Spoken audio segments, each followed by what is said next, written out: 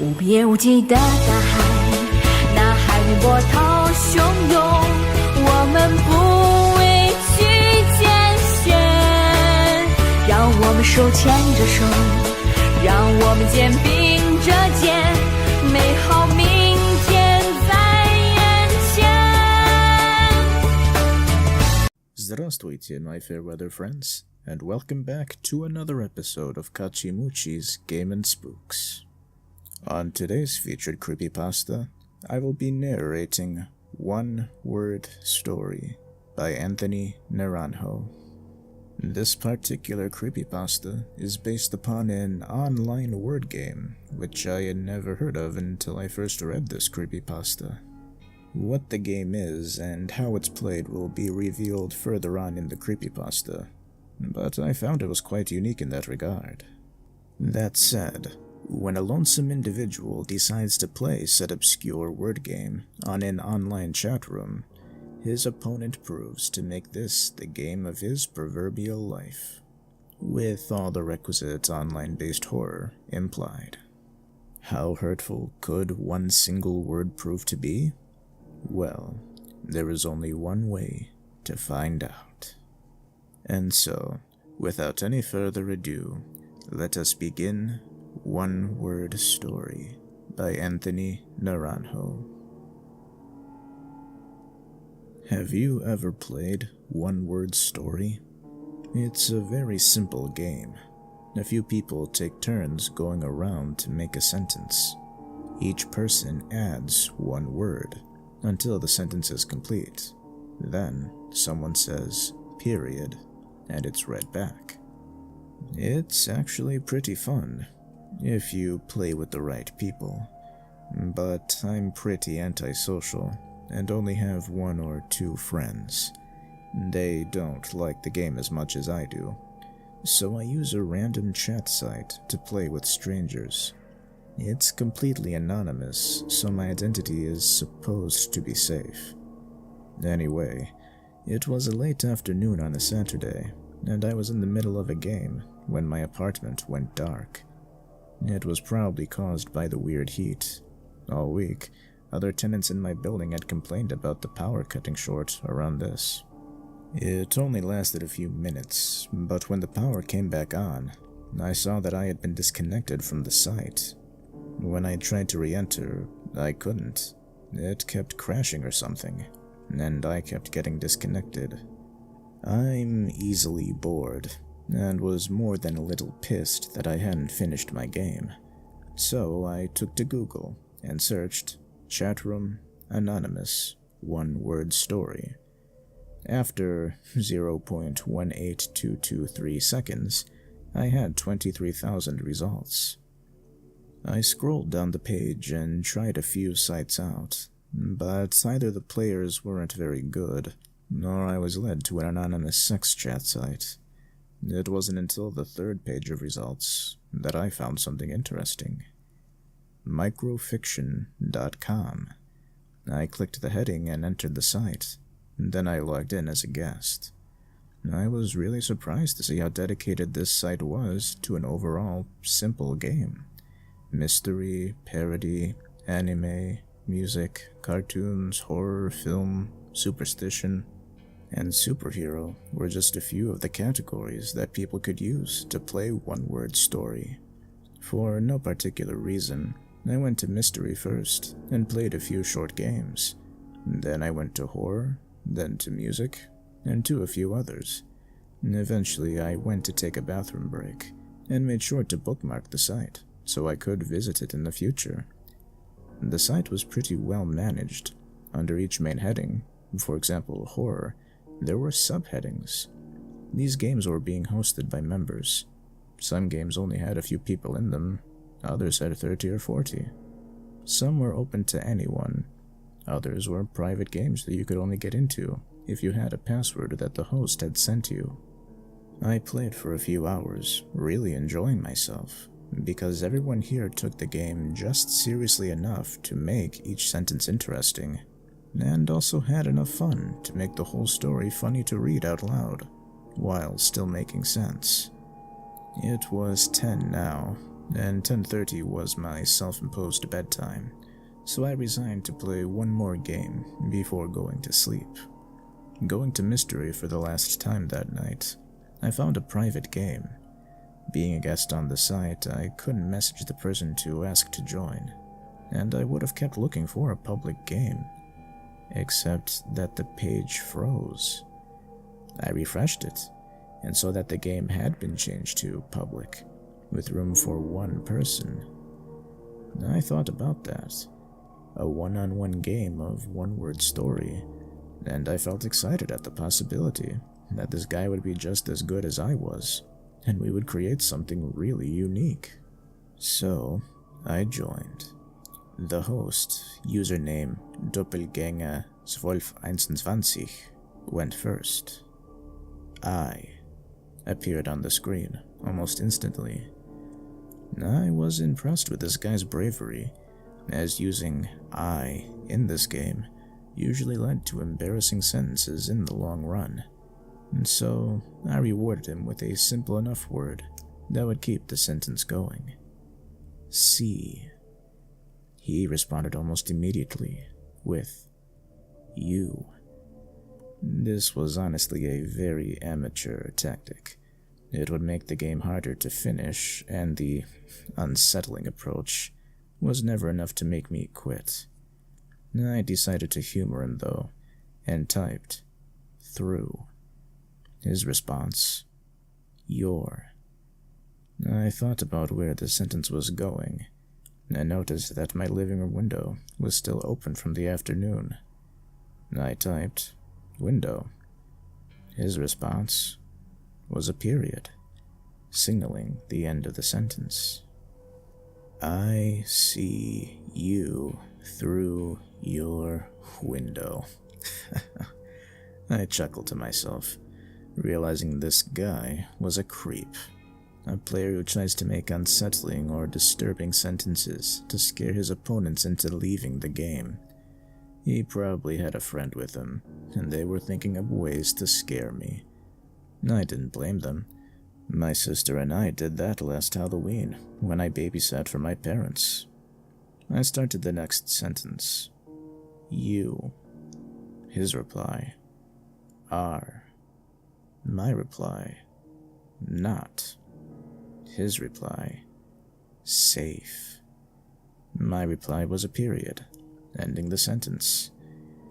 You are not safe. Again, I chuckled and watched as he started the next sentence. I appeared on the screen. I typed am, which was followed by coming.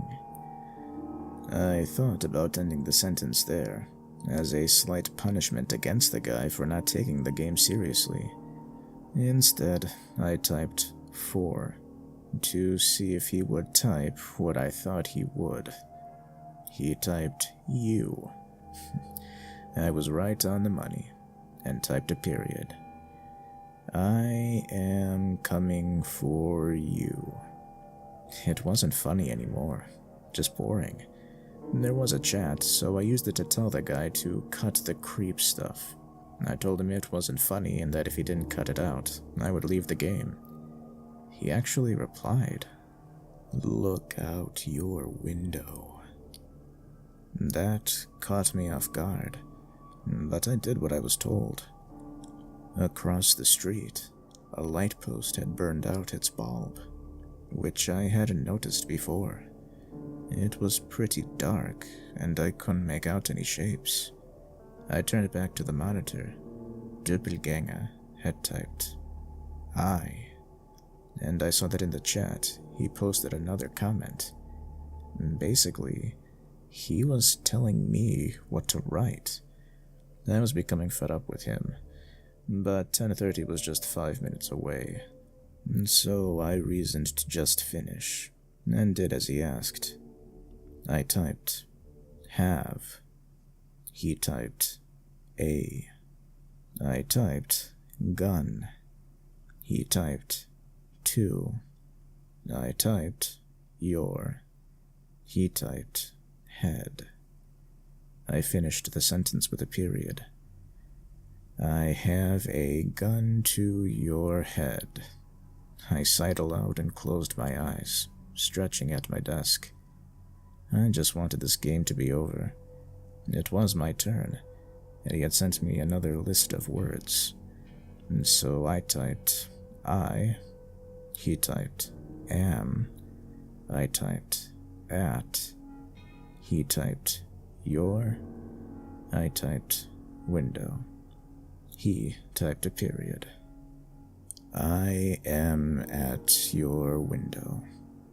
Reading it aloud, I realized that the game was over.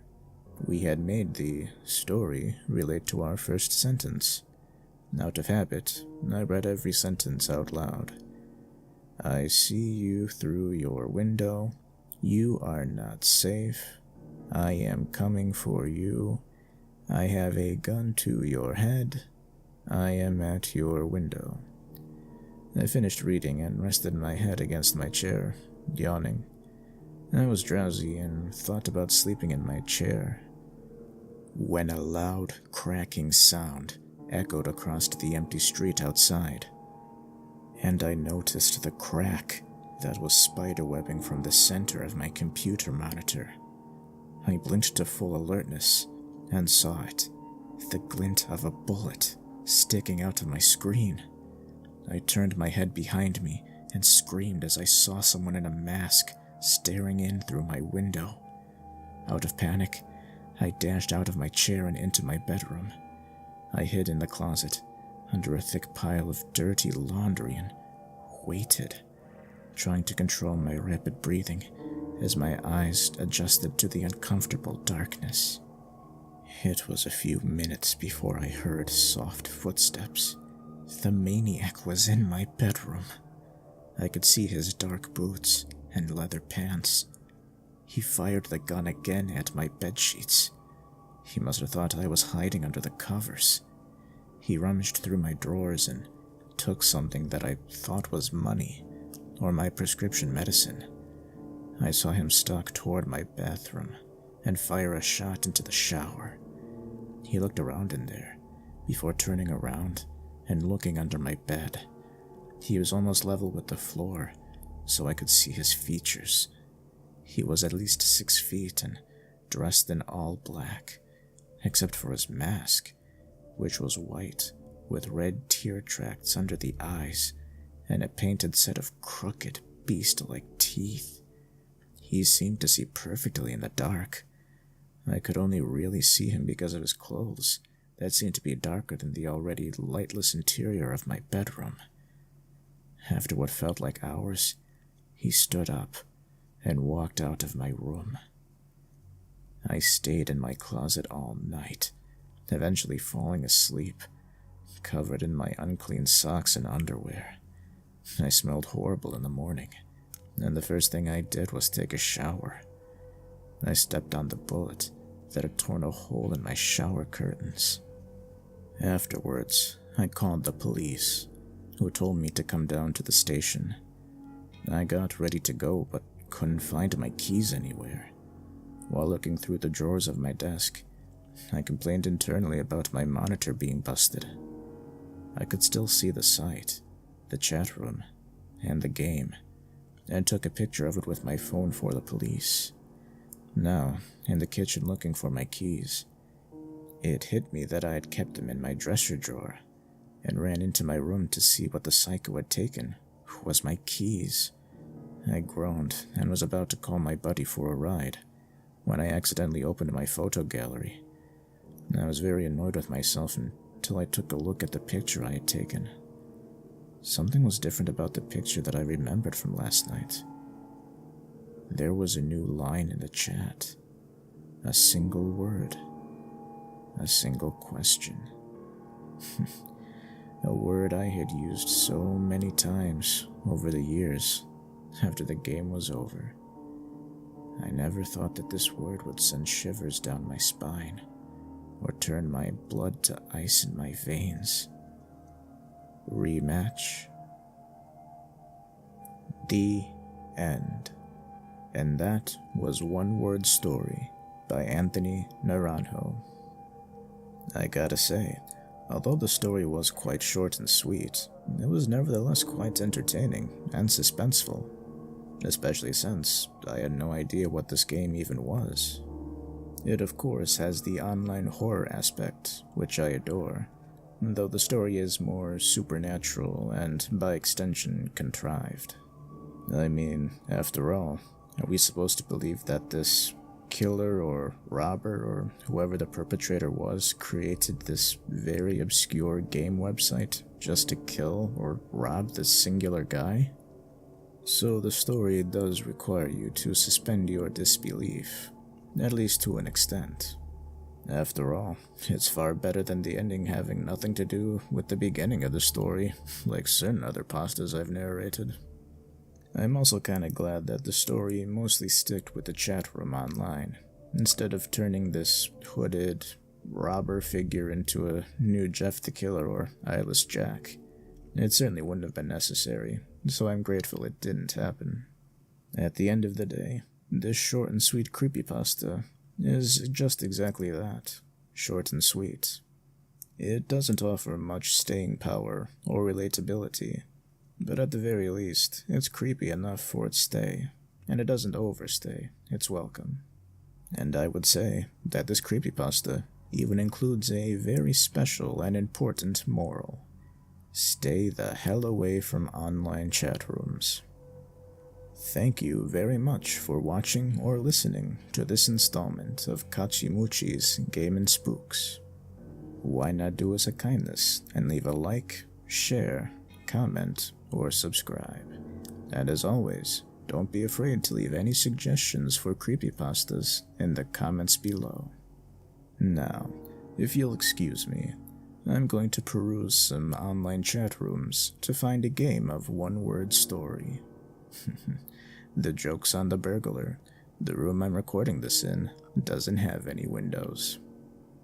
This has been Kachimuchi, and that's about all I have to say about that. Farewell.